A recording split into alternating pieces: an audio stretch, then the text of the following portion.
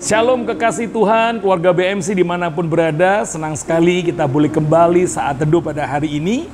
Mari sebelumnya kita akan berdoa. Bapa, kami mengucap syukur buat hari yang luar biasa yang Tuhan jadikan pada hari ini.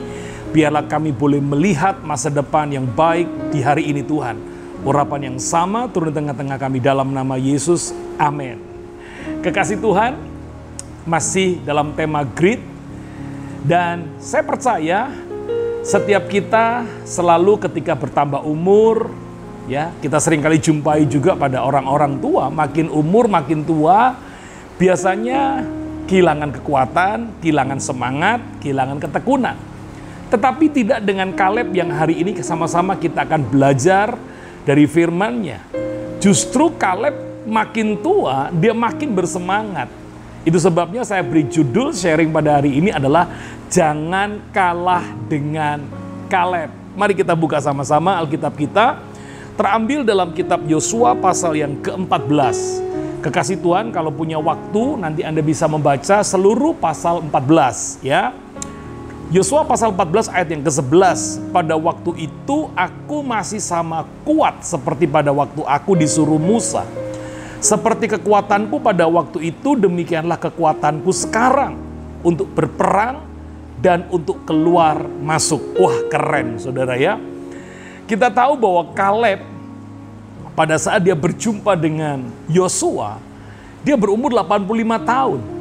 Sementara pada waktu dia diutus oleh Musa menjadi pengintai bersama dengan Yosua, dia berumur 40 tahun.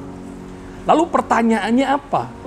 Kenapa Kaleb ini dari umur 40 sampai 85 tahun, dia masih tetap bersemangat, bahkan dia berkata, aku masih sama kuat seperti pada waktu aku disuruh Musa.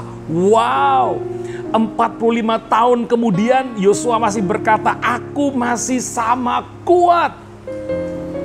Ini yang menarik saudara. Lalu saya pelajari, ternyata apa yang membuat Kaleb ini benar-benar kuat. Karena apa? Karena dia selalu memandang kepada janji-janji Tuhan.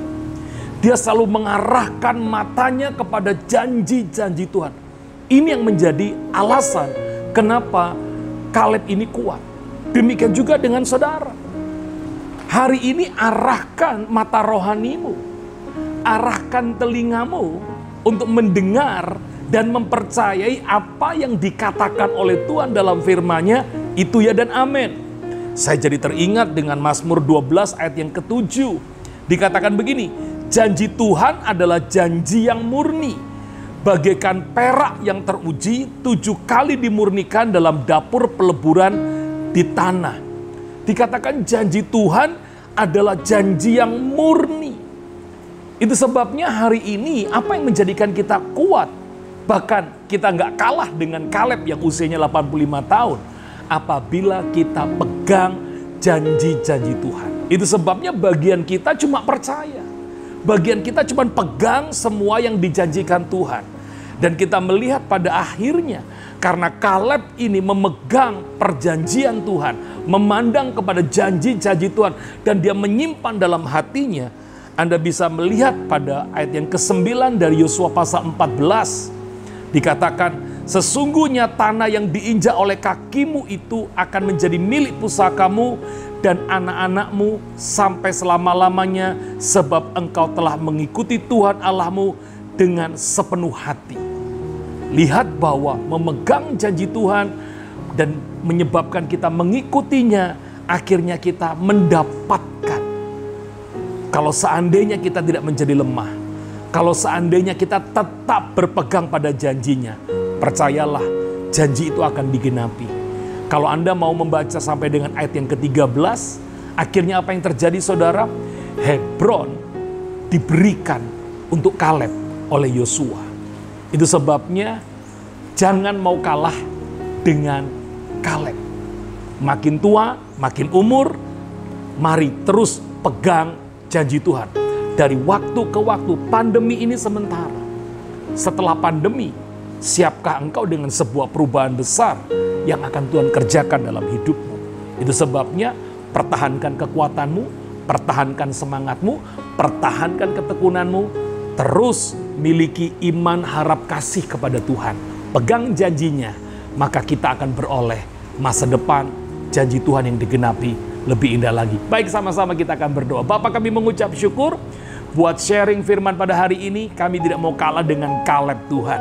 Bahkan dia berkata, aku masih sama kuat seperti pada waktu Musa menyuruh aku. Luar biasa. Itu sebabnya Tuhan, biarlah kami terus pegang janjimu, memandang kepada janjimu, mempercayai janjimu. Kalau seandainya kami tidak lemah, kami tidak loyo dan kami tidak mundur, pasti janji itu digenapi. Seperti Kaleb pada akhirnya menikmati perjanjian itu. Terima kasih Tuhan. Arahkan tanganmu kepada Tuhan dan terimalah berkat yang telah Bapa curahkan. Sejak daripada Abraham, Ishak sampai Israel mengalir dalam hidupmu. Hari ini bahkan sampai selama-lamanya dalam nama Yesus. Yang percaya diberkati Tuhan berkata, amin. Tuhan memberkati, jangan lupa pakai masker, rajin cuci tangan dan hindari kerumunan. Tuhan memberkati kita semua. Shalom.